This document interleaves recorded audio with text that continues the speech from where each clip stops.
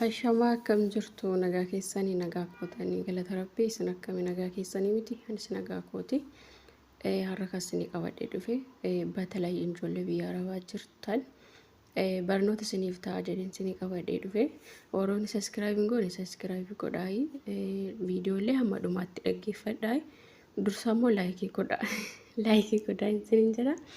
Inna har'a kasini qabadhee dhufe dhugaa rabbii dubbachuudhaaf ta'e taanaan baay'ee barnoota isiniif ta'a jechuudha sagalee kana dhaggeeffadha hamma dhumaatti jechuudha. Innis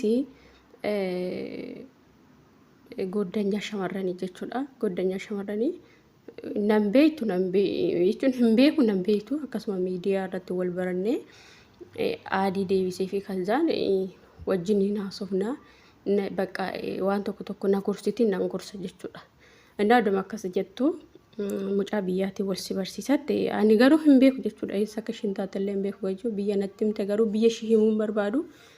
Innaa bakka oduu bakka wajjin haasofnu jiraa miti reekaa yaa'u baay'een keenya akkasumatti wal faarsina jechuudha. Ijoolleen shamarran biyya arabaa kan nama tokko gaafa argine baay'ee wal faarsina bakka lubbuu waliin jenna maal waliin jenna jechuudha. Innaa otuma akkasitti wal faarsinu mucaa biyyaa tana wal si barsiisaa naan jette. Inna silaani namni bara kana sila birri na waan jedhe tanan lakkii keessan galu minaamin jedheen jechuudha. Jennaani nama akkasiiti miti baay'ee nama cimaadha nama gobaziidha mucaanii waan akkasii hin beeku bakka nama of danda'i nama waaqayyooti bakka waan akkasii bakka jiraa miti anillee rabbiif galanni haa ta'u wanta akkasitti dafee nama of gatuu miti jechuudha. Maaliif baay'een of eega waan ta'eef hiriyoota koo waan baay'ee waan an dabarse waan an beekuuf nama akkasumatti illee of gatuu miti.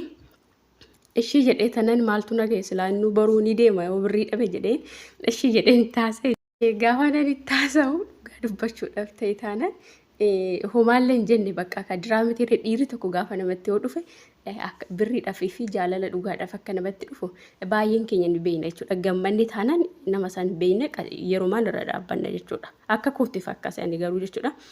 Innaa hin haasofne kazzaan bakka akka dira kaa'e du'ee si muree si falaxame bakka wanta akkasii kun jiraa jechuudha bakka.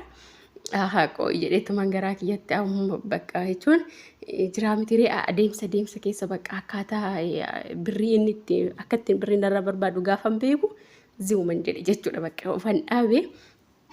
Amma ishiin isaan na barsiiste suni isa sontaana ishii dhayyu bakka akka ittiin ani birrii kafale akkanan isaaf birrii ergu kan na gootu isa jechuudha.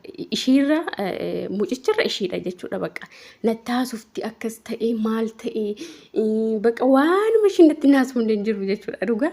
Indee bakka ani immoo bakka utoonii ani nama hin beekne ta'e osoo nama bakka diraamtii namni tokko gaafa waan tokko dabarsite hiriyoota kee birattis zuura kee warra si bira jiranitti gaafa waan tokko mudannoo tokko gaafa argite irraa baratta jechuudha. Osoo nani nama waan hin beekne ta'e na nyaatte miti bakka isarra bakka ishiidha miti kan dabartee na kennu jedhee baay'een bakka dhugaa baay'een itti xiinxalee yaade jechuudha. Maaliif anarra kana sinii qabadhee dhufe maaliif dubaratti warra shamarraniitti gaafa nama tokko wal dubarsiisan isaanuma jechuudha dabarsanii kan nulaatu akka namni sun birrii nurraa nyaatu kan garuu homaan argatanii shamarran ta'anii garuu silaa maaliif shamarranii baay'ee miidhamuun akka kootitti dhugaa dubbachuudhaaf ta'e shamarran kamiyyuu naaf obboleessa jedha. Obboleessa kiyya irra shamarran nama hin beekne na wayya maaliif dubarri waan hin taanetti wal galchuun hin barbaachisu jechuudha. Maaliif nuti boru ijoolleen keenya maal akka ta'u hin beeknu waan tokko dura nama tokko gaafa nama tokko wal barsiisu sirriitti itti xiinxallee nama sani bakka duuba isaa yoon dammoo seenaa maal akka qabu yoon dammoo ammas laayifii maalirra akka jiru nama sayyaanni nama saniin amannee yookaan barsiisuu qabna malee yoommoo nama saniin illee walitti finne akka inni yookaan nama saniif jaalala kan dhiyeessite yookiin dammoo walitti waan sin fidde immoo deebistee immoo waa'ee birrii sin gaafachuu ani akka kootitti hin barbaachisu jedheen yaada dhugaa. Inna bakka isarra inni akkasumatti daar jedhee bakka rakkina isaa maal akka bakka akkas natti taasise jechuudha. Ani immoo naa galee akkasumatti jechuudha. Akkuma yeroo dhufeen faarsuu isaa jechuudha jira miti namni tokko gaafa dhiirri tokko gaafa namatti dhufu ragaa jedhee nama yaada nama haasofsiisa dura maalummaa keessi baratee bakka maal akka taate kun laayifii akkamii akka dabarsite hundamuu laayifii maalirra akka jirtu baratee si haasofsiisa jechuudha. Namni immoo akkasuma waa barbaacha tokko hundammoo xiyyeeffannoo tokko gaafa tokko sitti dhufe bakka jiraa miti waanum haasa'u qabu jechuudha. Achi as jedha jechuudha. Dubbii waliin dhaa jechuudha. Baay'ee hin muddama jechuudha. Maali wanta hamma argatu san amma sirraa wanta barbaade san hamma argatu jechuudha. Innaa kanaanuu gammateen jiraan mucicha jechuudha. Garuu ani amma kan na aarse kan micayyattii isaan kan wal na barsiiste afaan ishiitiin baastee yoo ergiteef maal ta'a dhugaa baay'ee tokko na ajaa'ibe jechuudha. Ani jechuun ani nama akkasitti illee miti waaqayyoof galanni haa ta'u. Bakka yoo ergi bakka waan akkasoo ta'e maal qaba yoo naan jedhu dhugaa rabbi bakka waan kolfanna qabeessi na ajaa'ibe bakka edaafuma keenya dabarsinee of laanna edaa warri shamar edaa kan namni yookiin dhiirri nu miidhur ofuma keenya wal miina yoon jedhu wanta kana isinii qabadhe dhufe dhugaa dubartii jechuudha.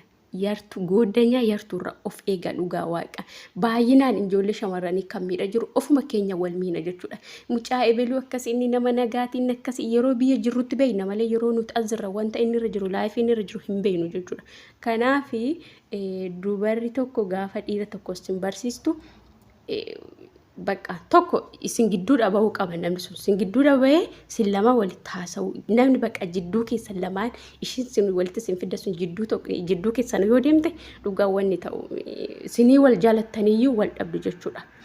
Ennaa kana barnoota irraa qayyabattan jedhee tanani dhaggeeffadhaa hamma dhumaatti jechuudha. Hiriyaa yartuurra of eegaa ijoollee shamarranii ani otoo nama hin beekne ta'e osoo nama kanaan dura hin bakka jiraa miti namni waan tokko osoo nama hin beekne ta'e ijoolleen birriidhaan nyaatamanii akkasitti lubbuun isaanii darbanii keessa darbee famaadhaan jedhee maal jechuudha. Sila kosi shamarree maal akkamitti akkasitti akkamitti yaa maaliin akkasii jecha akkasii namni akkamitti akkasii namaan jedhama idaan numatu dabarsee wallaatee ijoolleen keenya kanatti lubbuun isaanii waggaa meeqa biyya ormaatti xaaranii sababa dhiiratiin birriin isaanii nyaatame edaa ofuma keenya wal dabarsinee wallaannaa edaa jedhee bakka baay'ee tokko nuti ni jedha jechuudha.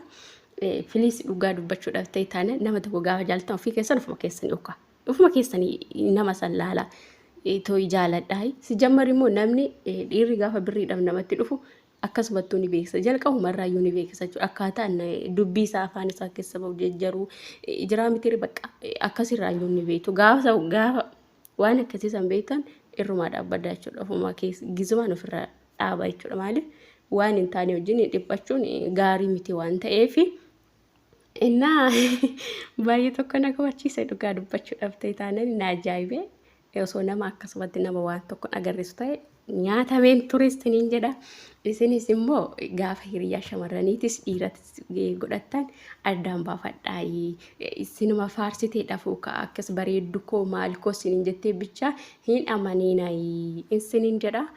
Amma dhumaatti waan na dhaggeeffattan guddaa tokko isin galateeffadha. Sabiskiraayib godhaa, piliis sabiskiraayib godhaa, laayik godhaa isiniin jedha.